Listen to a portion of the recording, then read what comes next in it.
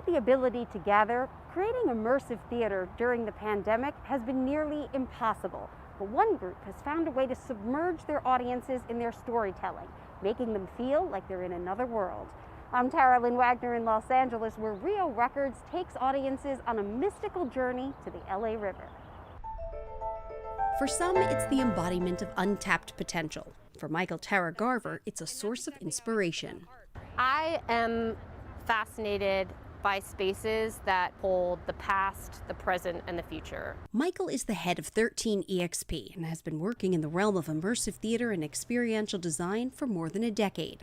When I look at this river, I can hear and see all the stories and voices and languages, and I get excited about how we bring that to life. And then when we bring that to life, how that makes people more aware of their environment. This is not enough.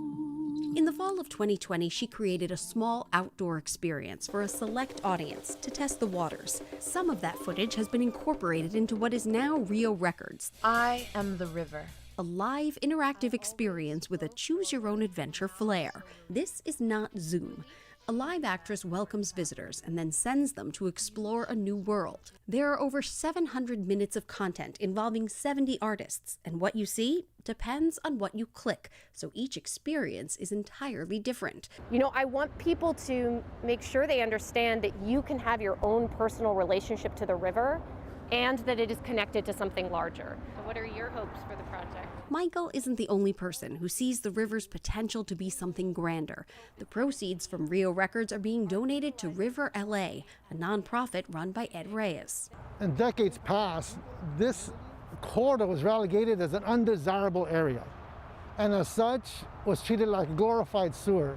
In the process, they killed a very strong natural resource that any other city they would have celebrated. His group tries to bridge the gap, he says, between the people who make decisions about the river, engineers, architects, politicians, and the people who actually live around the river, but in many cases can't access it. Unfortunately, they strapped this cement jacket and they took away history, they took away culture, they took away all that gives us meaningful life. It's that lost culture and past that Michael tried to tap into.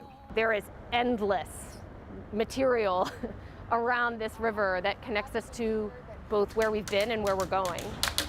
I was saying to Ed that he better watch out because I think I'm going to be making art around this river for the rest of my career. Rio Records is a beginning, she says, a way for people to dip their toe into what for her is a well of inspiration. I just saw a heron. She hopes from here they'll want to dive deeper into its history and take an active interest in its future.